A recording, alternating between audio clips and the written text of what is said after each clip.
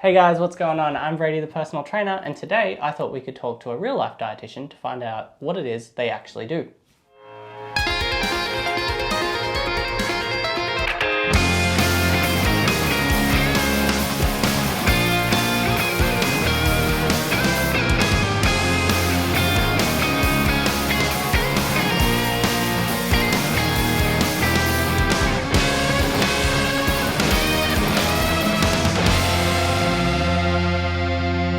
Just a quick heads up, if you are watching on Instagram, there is a 15-minute time limit, so I've just shortened it down and you'll have to jump over to YouTube, but the link is in the bio.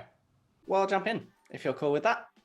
So first question I wanted to ask you, a lot of what I see you do, what you post, seems to be really psychologically focused, or at least emotionally considerate is the phrase I've decided to go with. What led you to that, apart from, obviously evidence and study? What makes you want to drive your approach that way? Evidence and study, like you said, I think that's something that's often overlooked. It's not like it's not necessarily a personal choice. Or sorry for everyone, my son is roaming around. If you hear yelling, it's not just me. If you go and look at the evidence, and if you truly think that you are a scientific or evidence-based practitioner, you don't really have a choice. Like, the evidence for behavior change and successful behavior change supports that sort of approach. So that's sort of the foundation. And then just experience working with a bunch of clients and, understanding and acknowledging that food is a lot more than macros and micros and things. And obviously those are all important, but there's the way that we relate to food, the role that food plays in our life. Thomas is very passionate about this as well. Yeah, I can tell. The role that food plays in someone's life is so personal and individual. And so you kind of have to consider all of that, or you just, I don't think you're taking care of the person properly. Yeah, cool. In rolling with that, I have noticed one of the things you posted, and this is something I do in my business as well, and people often say, isn't that like anti-helpful to you? But it's not. You've said, now is maybe not the time to lose weight in your life. And I've had clients come in and say, like, I want to train, I want to lose weight, I want to do this. And I see that there might be like a really strong psychological factor that they should probably go sort out first. And I'll tell them, no, you should probably save your money and spend it on someone who can actually help you right this second. Not that training is not helpful, but so what, I've seen you make those posts. What happens when you're confronted with that with clients or potential clients? Well, I think more than anything, I think people appreciate if you are upfront with them and say, I don't think that now is the right time to do X, whether that be work with me at all. Obviously, there's lots of other things I can work on with people outside of weight loss. So it might be a scenario of, hey, why don't we work on these other goals first? Because I think that's more important. Or I don't think you need to speak to a dietitian.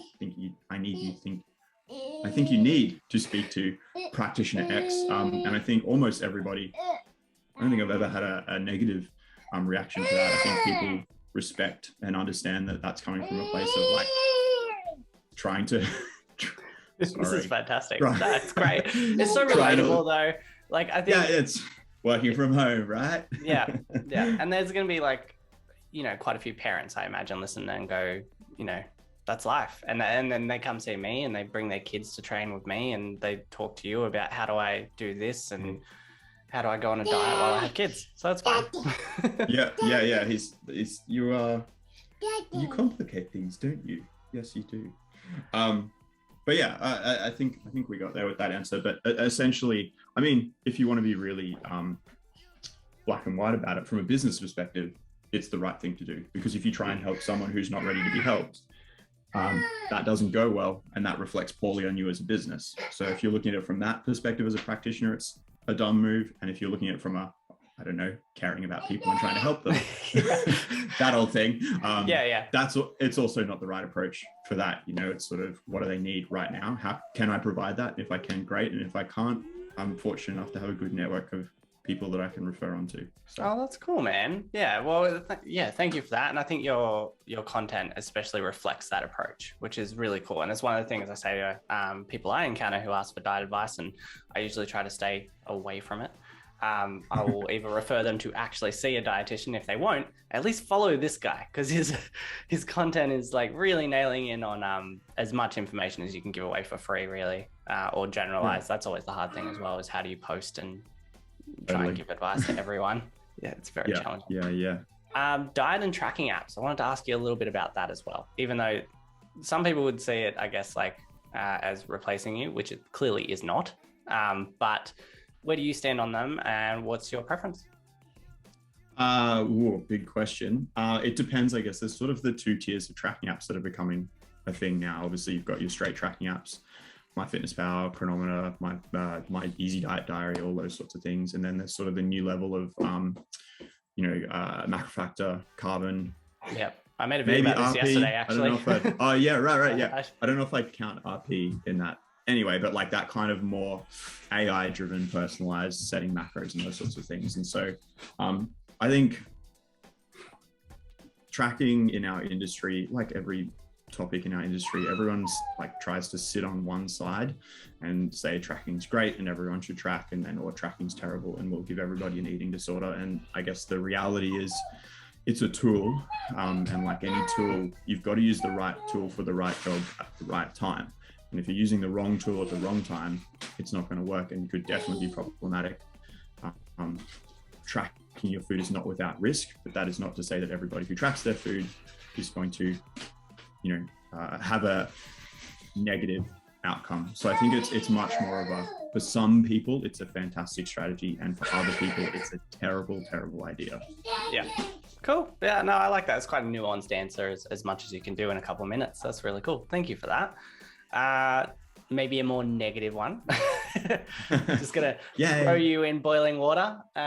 Where do you think the line should be drawn, or do we have to pull a it depends, which is my least favorite thing to do, even though it needs to be done very regularly, on PTs giving nutritional advice? And I know it's hard because some are more qualified than others to do that, but typically, where do you think that line should probably be a hard line as opposed to a one you can step on?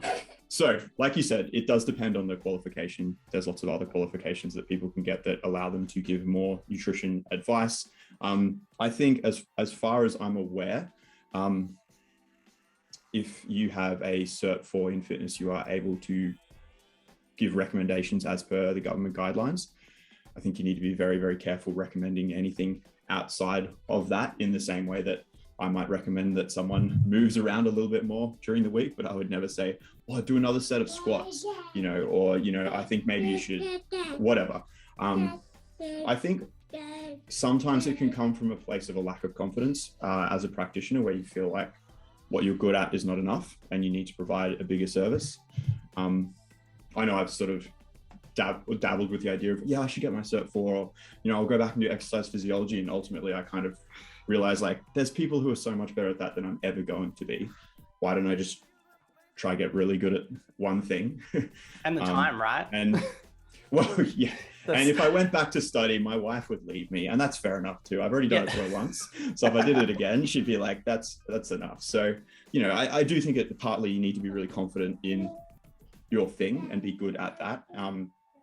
I do think you need to read up on your governing body's scope of practice if you want to be a decent human being. I'm pretty anti it, to be honest. It's lack, and I think it can be dangerous. I've certainly had a lot of clients who've come to me from other practitioners who've been given less than ideal nutrition advice. So I think it is something that seems like it's not without risk, but it totally can. You don't understand the damage that telling someone, look, you can't have bread more than once a day, or you probably shouldn't be having carbs at dinner, or like that seems really minor, but that can grow and fester, and a few years down the line, you've really affected someone's relationship with food. So 100%. And look, I'm not going to just throw you in the boiling water. This is an interview for you, but I agree, like 100%. And it's always my thing to just send people to someone who knows what they're doing. Because totally. It's that ripple effect, that possibility of, I say, look, maybe try this calorie count that I've pulled out of my head. And like, look, I'm doing my XFiz. I did a nutrition unit, and they taught us how to calculate recommend like daily energy expenditure. But they're just guesses, and I'm not qualified. So I'd rather just say, see the person who can actually help you and who has all of that other knowledge, like we talked before, sort of going into those psychological aspects. I'm not trained in how to deal with that with food, not at all. And that's such a huge factor. So no, I'm not just going to leave you in the boiling water there. I agree. I'm pretty anti PTs touching it beyond a general very general. Yeah. I couldn't say it without it being just too specific. So, but yeah, very, very weak general. Yeah. I wouldn't even give calorie guidelines. Like I wouldn't, yeah. If there's a clear deficiency in something that they've had another doctor tell them and had a test, I might be like, oh, here's some foods with that. That's about the limit for me. Like I'm not comfy going beyond that. I'd still rather they see someone if they're deficient, for Christ's sakes. Yeah. And again, I think it comes back to like, if you are upfront with someone and say, oh, that's not really my area. Like, again, I've had lots of people ask me training questions in consults, and you just open and honest with them and say, that's not really my scope. Here's a few people that I know that are great. I think they respect that. Like, I think people worry that I don't know, makes me seem like I don't know enough. But I think more than anything, they respect like, okay, cool. Jono like wants to take care of me, understands what he knows and knows what he doesn't, and is happy to refer out. So that's great though, because like I've definitely felt that pressure of my industry, especially because there are so many people out there who are, especially in fitness, just trying to position themselves as a one person for everything guru, and that's there is a bit of pressure there. But if you can stand fast and just say, nah, look, this is what I'm good at. That's great. Yeah, totally. I love that. I love that answer. Thank you.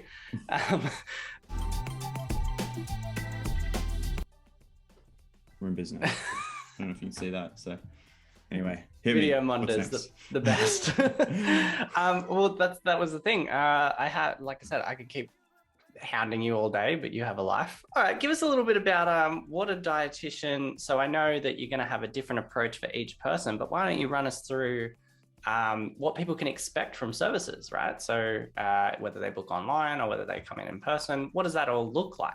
So I have an idea because I watched you talk about it, but and sent people. So yeah. So essentially what will happen, the beginning is mostly information gathering. So to be honest, face-to-face or Zoom, it's much the same. It's either we're just sitting down chatting to one another. I tend to get people to fill out sort of some basic medical info before or once they book, before we first catch up. And then in that first consult, that's a bigger one where I just grill them, get to know them, spend a lot of time in particular getting to know what their week looks like, because I know that's a really important one. It's easy for me to say, you need to do this, and this. If I have no idea what their week looks like, I could be asking them to do 5 things that are just impossible for them to fit in. So getting to understand what we're working with in terms of time, commitments, dependence, work, study, hobbies, all of that kind of stuff. Obviously any training, any medical conditions that are going to impact our nutritional approach. So spend heaps of time asking lots of questions about that, and then also asking lots of questions about what they're wanting to get out of that session. And really important to dig into that a bit more, because I want to get strong. It's like, okay, like, why do you want to get strong? Is it because you want to impress people at the beach? Which, to be like, that's totally valid. It's fun. It's your goal. Or do you want to be able to like chase your kids and pick them up, or do you want to be able to compete at a strongman comp that's coming up in a few months? And so really important to unpack what their goals are and why they've got those goals, so we can make sure that we're approaching those from all angles. Put the plan together, start working on the plan, and catch up at varying intervals depending on the person and the goal. Some goals, for example, if someone's pretty nutritionally literate and motivated and wants to gain muscle, I don't need to see them all that often, because muscle gain is unfortunately and annoyingly quite a slow process. So you're talking to someone with chicken legs with 7 years as a PT. Like it's like that's like, as you know, it's it can be a long. So if I catch up with them in 2 weeks' time, it's we're not going to have too much to talk about, as opposed to someone who might be struggling with binge eating, or we might be looking at gathering information around intolerances, IBS, those sorts of things.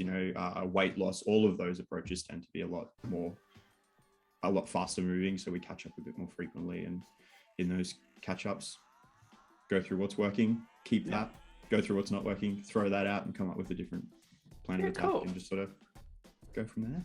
Yeah, cool. So that's what you can expect with Jono. That's, you know, how he and starts. Some bad food puns.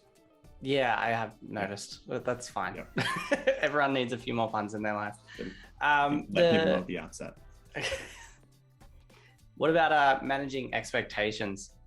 How do you find that? Do you need to draw hard lines for people to understand and educate them like a brick to the head? Or do you find you can, well, because I've had both experiences.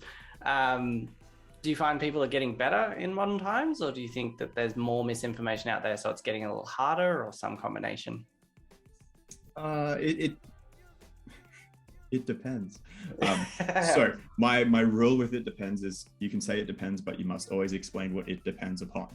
So I agree. And it's easier talking to other people who know a little bit, though, if you say it depends, and you've got to then pull down some physiological function to totally. From cellular level to somebody's like, but my metabolism's slow. That's like, oh God. Yeah, look, it depends on the person. Usually with, you know, the first couple of minutes or within the beginning of the consult, we get to know each other a bit better, and I can kind of understand where they're at. And so there's times where I will explain that what they're trying to achieve, or what they have read, or what the, you know, whatever that approach might be, is not ideal, and explain why, and explain the alternatives. You know, not just, it's never just a no, we're not doing that. There's always a rationale. And look, there's times where someone's doing something that is not helping them, and I don't bother, because it's not worth it. You know, if it's not hurting them, of course, you know, if it's not causing damage, or if it's potentially they're dropping lots and lots of money on something that's not, you know, useful. But I'm trying to think of an example. If someone's put questions below if anyone disagrees with this. If someone's taking like a broad spectrum probiotic, you know, every day, right? Like an Inner Health Plus, cool. Like, it's probably not going to be doing anything for them, but we're not going to really get any benefit from me saying, oh, don't. It's hard to form a relationship if you just totally, you don't just want to steamroll them from the beginning. And, you know, if someone's taking a supplement that I think is damaging them, or if they're wanting to do a dietary approach that is dangerous, absolutely, I will pretty hard line that. But it very much depends, yes, on the person and their type of personality, but also what they're doing and whether it's actually that big a deal in the scheme of things. Yeah, cool. Well, that's kind of a cool segue, considering this wasn't one of my written questions anyway. With content creation, obviously you do a bit of myth busting. Where did you find, because this is a realm that, and this is a more personal question, but nonetheless, as I'm stepping into that realm and creating a bit more out there, when you do encounter one of these things that does cross that line of it is, you don't want to put up with it because it's not just not helpful to like a neutral degree, but it's actually quite negative and it might be expensive or dangerous or something like that. How do you then decide whether you want to talk about that without, and how do you go about that? Because you've done it in humorous ways, which I think lightens the blow, which is great. But like, how does that work for you, basically? I don't know if I got that question across properly, but. No, well, it depends on my capacity for that week. Yeah. Because something that's often overlooked is like the draining nature of social media, and particularly if you're going to wade into some of those topics. Yep. You know, you get lots of direct messages. I've had someone abuse me in a comment thread and then follow me into my messages and then follow me to Facebook after I blocked them. Like, there's just, and it's silly. It's just comments, you know, it's silly, but it's still like a really big bubbles. BCAA fan. So yeah, this was over colonics. Oof, don't go there. Anyway, so there's definitely been times where I've gone to talk about a topic and I'm like, I just can't right now. I need to do this later. Like, I'm too tired. I've got too much on my plate. So do that. Is that a food pun? Like, come on. They're just effortless now. You do them enough and they just fire out. It's just become vocabulary. Yeah. So I try to keep my content bite-sized and I'll stop. Essentially, I would actually like to plug your podcast just real quick there, because that digestible length is something I'm trying to strive for in my videos. Yeah, that was an accident, but I'm happy with it. Just that really small, like quick information. You can like they're 5. What's the longest one? Like 7 minutes? I think I got up to 12, which I was pretty upset at myself. I tried to like keep it to single digits, so that was disappointing. But it's hard to do, right? I'll work harder. Especially, it is hard to do. But yeah, definitely check out. It's Bite Me. Yeah. Bite Me. I think you have to put nutrition afterwards. But anyway. Bite Me Nutrition. Okay, and you'll see Jono eating like a burger or something. I think it was. Yeah. Sorry, I cut you off there. So it depends on your capacity for the week when you want to join in on those conversations. Yeah, and you just. What does help is obviously making sure that you've done your due diligence, you've done your research, and you're confident in your stance. You know, you are not just, you know, like there's some things that I don't totally agree with, but I am not across the literature, or I maybe haven't had the time to look into the literature, or it's maybe just not strong enough for me to truly disprove that point. So I'm not going to touch that with a 10-foot pole. And you get an annoying message from me being like, hey man, what about this? Hey, what about this study? Yeah. No, and like, I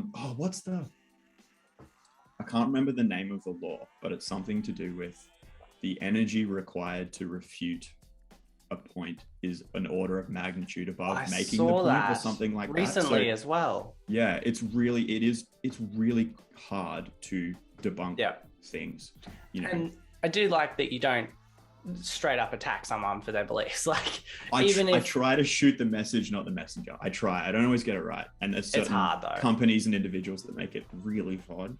But more than anything, I think it's better to attack the message. It is hard, and we could talk at length about how people seem to wrap up their beliefs in their personality, I guess. You know, they believe that X does Y, and that's a part of who they are. And you're like, well, that's very hard for me to now untangle. Like, if somebody believes that taking something will lead to weight loss, it can be very challenging, especially because in some of these cases, it might do through like not the means that they think it does. Yeah. Totally. And then you've got to unwrap that. It can be really hard. So I don't know, with diet shakes or something like that, I don't know. Something that essentially just reduces caloric intake and makes you feel full. And then you tell people it's working via that, and they didn't have to give up their lunch. And they just had to eat less of it, or whatever the case may be. That can be really difficult because they start to be, no, I believe in this thing, especially if it's like an MML person. Then it gets even harder because then they're like, no, this thing makes me money and it works. I just don't bother. That's somebody else's job. That's not my job. That's really fair enough. I think you also, that's the other thing. You sort of you figure out where they are on that spectrum of not behavior change, but changing their beliefs. And there's certain people, it's just, you'll actually make it worse. They'll dig in deeper, and that's fine. And that is something I've noticed as well. Time and energy that would be wasted on both of us. So that's fair. Pick your battles. Pick your battles. That goes for food and people. Yep. And training for that matter. What's your genuine opinion on The Witcher on Netflix? Because you're a big fan. You've done books and games, from what I gather. I haven't done books. You haven't done the books. That, like, completely discounts my opinion. So I don't get to read as much as I'd like. So I get that. It's on my list.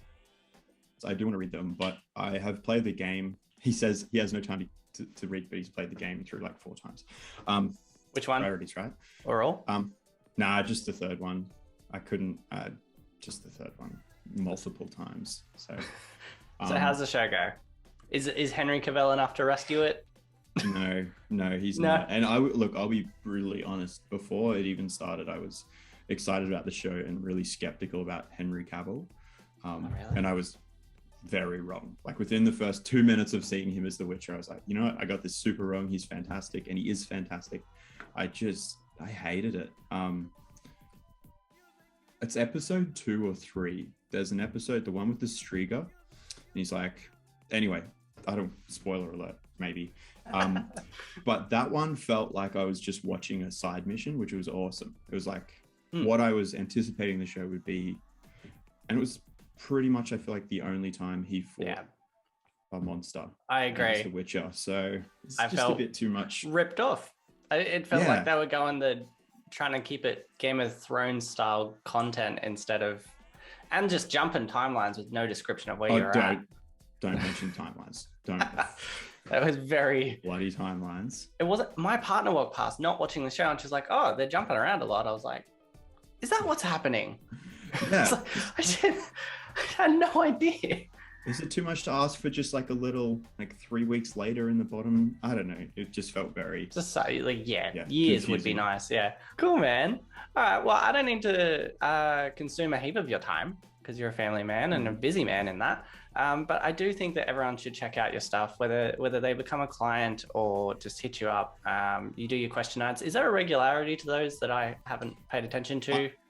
It'll be Saturday or Sunday night. It's Saturday or Sunday. Okay, so weekends. Yeah, one of those. Yeah. So weekends, Jono does this cool thing where he puts up, just ask me on Instagram, and he gets back to you. And I imagine you get a few you don't get every single time. Don't promise that. I try. Yeah. No, I unfortunately definitely miss a lot. But you've also been kind enough where I've sent you a DM with something usually client related or not client related, just something new that I don't have time to delve in the research on or the expertise from time to time, and you've helped me out, which has been really kind, and I want to thank you for that. But definitely check out Weekend Questions or hit him up to be a client. Podcast. What else have you got going on? More stuff, but I'll tell you later. I hate when people do that. There's a new website coming. It'll have like there's blogs, recipe videos, and things like that. So there'll be okay. So you're gonna do a big. I'm just not promising a timeline. That's all. That's a good plan, man. It can be hard doing that. All right. Well, thank you so much for coming on, man. Awesome. Thanks for having me.